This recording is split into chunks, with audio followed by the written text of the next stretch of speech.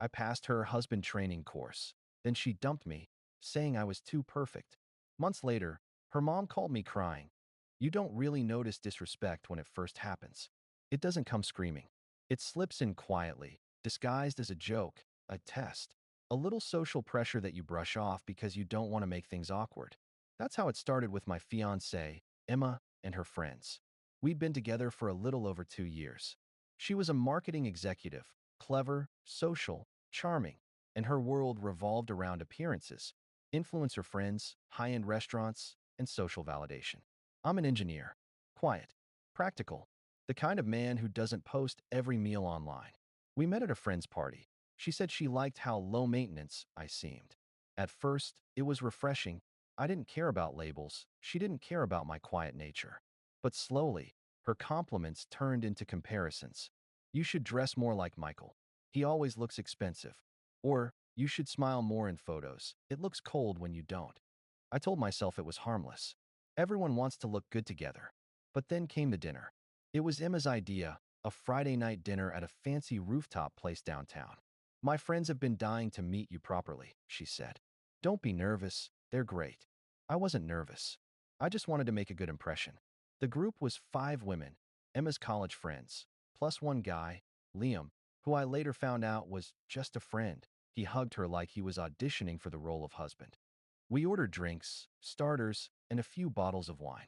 I noticed how comfortable everyone seemed ordering the most expensive things on the menu. No one asked who was covering what. Around halfway through, one of her friends, Sabrina, the loudest of the group, leaned back, smirking. So, you're the famous fiancé, she said. Emma's told us so much about you. Hopefully good things, I said with a polite smile. Oh, mostly. But she did say you're kind of frugal. Is that true? The table laughed. Emma didn't correct her.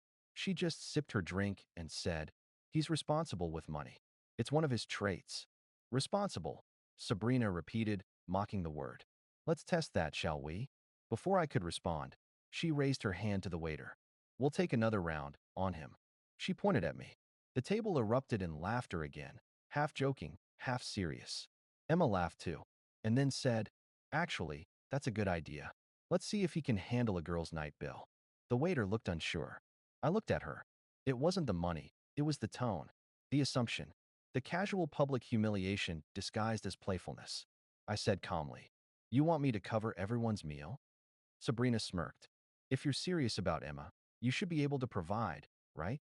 Emma shrugged like she was caught in a joke she couldn't stop. It's just for fun, she said softly. I smiled, genuinely this time. You're right. Let's make it fun. I took a sip of my drink, stood up, adjusted my jacket, and walked to the bar. I handed my card to the bartender and said, just the gin and tonic, please. When he handed back my receipt, I signed it, thanked him, and walked out.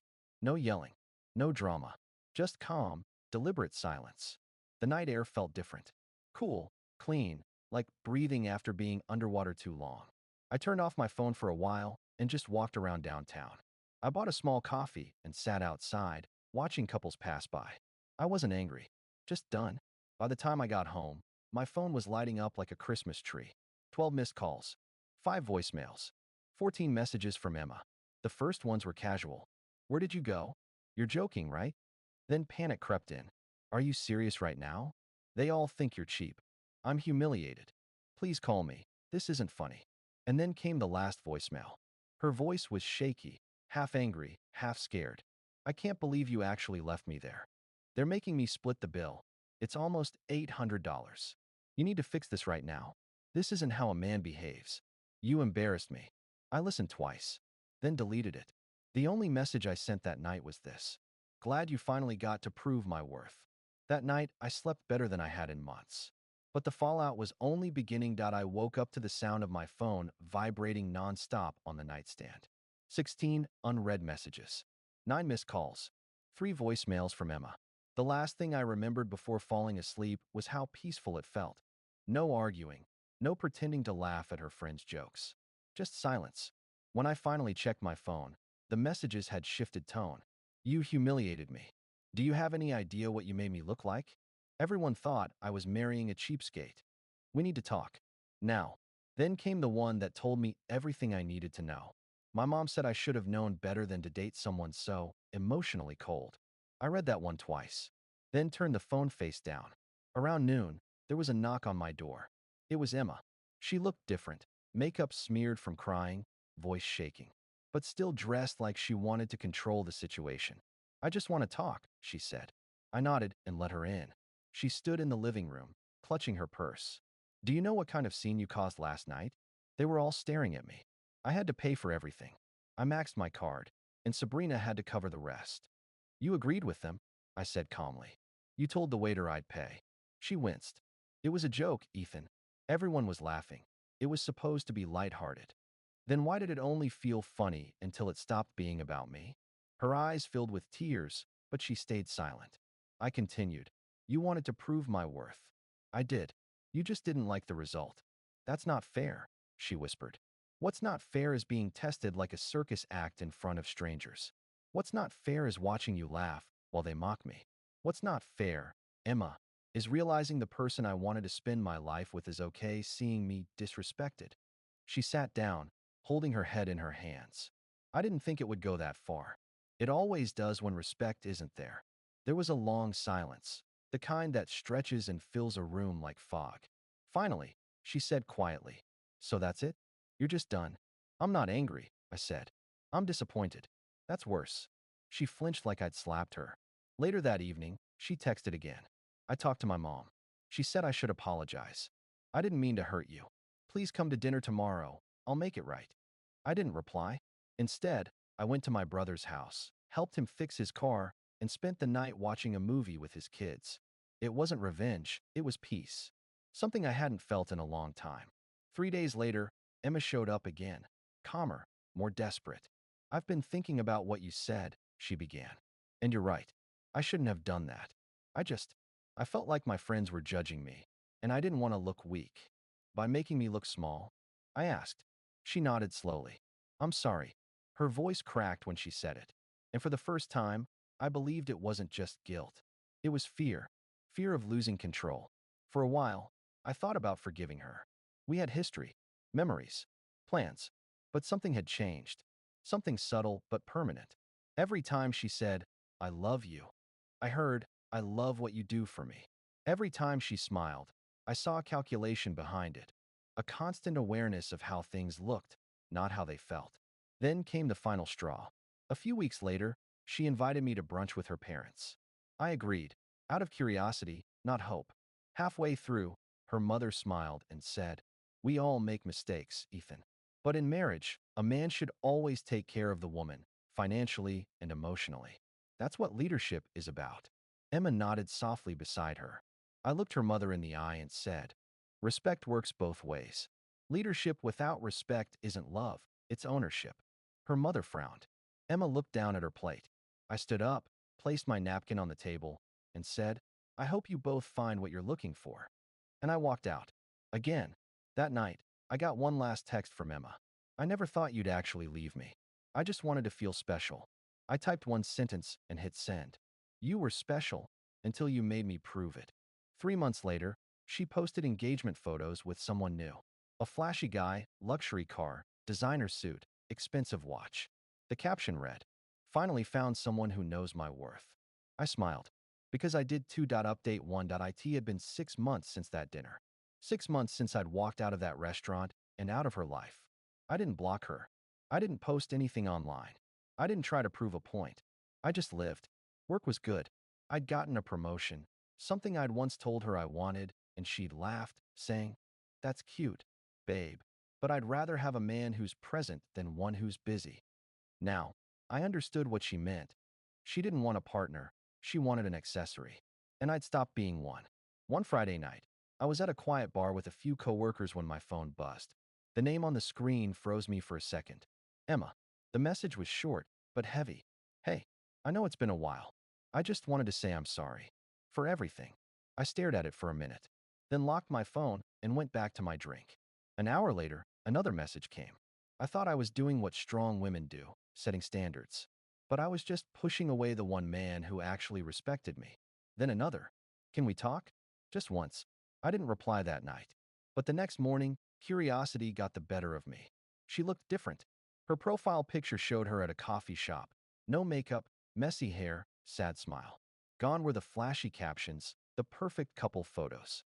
Her Instagram grid was now filled with solo pictures, quotes about healing, and one cryptic story that said, "Sometimes you lose something you didn't value until you realize it never comes back." A week later, she called. I answered. Her voice was quiet, fragile, a tone I'd never heard from her before. "Ethan," she said, "I know I'm probably the last person you want to hear from, but I needed to say this. You were the best thing that ever happened to me, and I destroyed it." I didn't interrupt. I just listened. She continued, "After you left, I started seeing someone new. He was exciting, confident, funny at first. But then I saw who he really was. He lied, cheated, and made me feel small. And I realized, that's what I did to you. I made you feel small." For the first time, there was no defense in her words. No excuses. She took a shaky breath. "I thought you were boring because you were kind. Predictable because you were loyal. I confused peace with dullness. I didn't realize how rare it is until I lost it." There was a long pause. Then she asked softly, "Do you ever think about us?" I leaned back in my chair and exhaled. "Sometimes," I said, "but not the way you think." She was quiet for a moment. "What do you mean?" "I think about who I was when I was with you. Always trying to earn approval. I don't miss that version of myself. I'm glad he's gone." She whispered, "You've changed." "I had to," I said. "You made sure of it." Before she could respond, I added, "Emma, I don't hate you. But I've learned something important. Love without respect is just manipulation dressed as affection. And I'm never going back to that." She started crying softly. "I deserve that. I really do." I didn't say anything else. There was nothing left to say. We said goodbye, and for the first time, it actually felt final. That night, I sat on my balcony, city lights stretching into the horizon, and felt something I hadn't felt in years: complete peace. It wasn't about revenge or karma. It wasn't about her realizing my worth. It was about me finally realizing my own. Final update point 3 months after that last conversation. I thought it was over. I hadn't heard from Emma again, and honestly, I didn't expect to. She was just another closed door, not slammed, just quietly shut. Life had moved on. I'd started traveling more, writing again, and spending time with people who actually brought peace instead of drama. My world had become smaller but calmer, simpler, more mine. Then, one quiet Sunday morning, my phone buzzed with a number I didn't recognize. I almost ignored it until I saw the name flash across the voicemail preview. "Hi, Ethan. This is Margaret, Emma's mother." I hadn't heard that voice in years, but it was unmistakable, sharp, composed, the kind that always carried judgment even when she meant to sound polite. I sighed and pressed play. "Ethan, I know this is unexpected, but I wanted to ask you for a favor. It's about Emma. She's not doing well.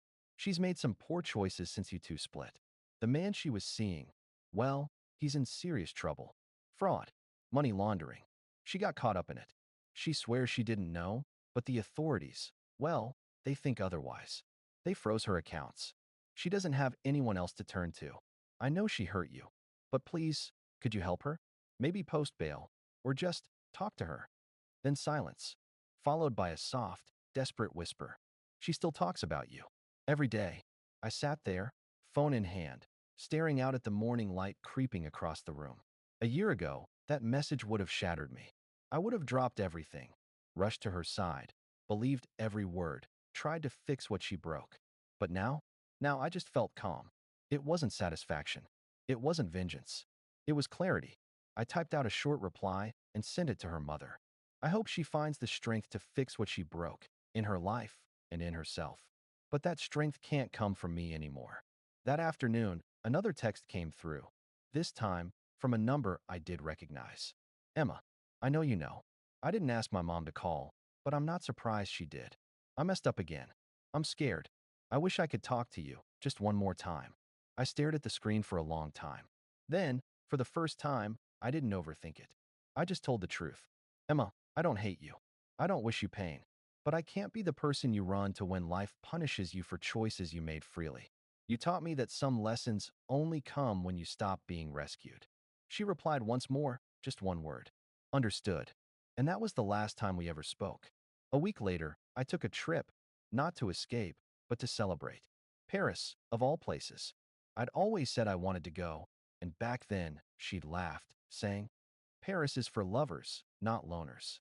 But standing under the soft golden light of the Eiffel Tower, surrounded by strangers and music and laughter, I realized I was in love. Not with her, not even with anyone else, but with peace, with self-respect, with silence that didn't ache anymore. I didn't need closure. I didn't need her apology to mean anything more, because I'd already walked away once, and this time, I didn't need to look back to know I'd never return. Sometimes, the real revenge isn't proving you're better off. It's simply being better off and meaning it.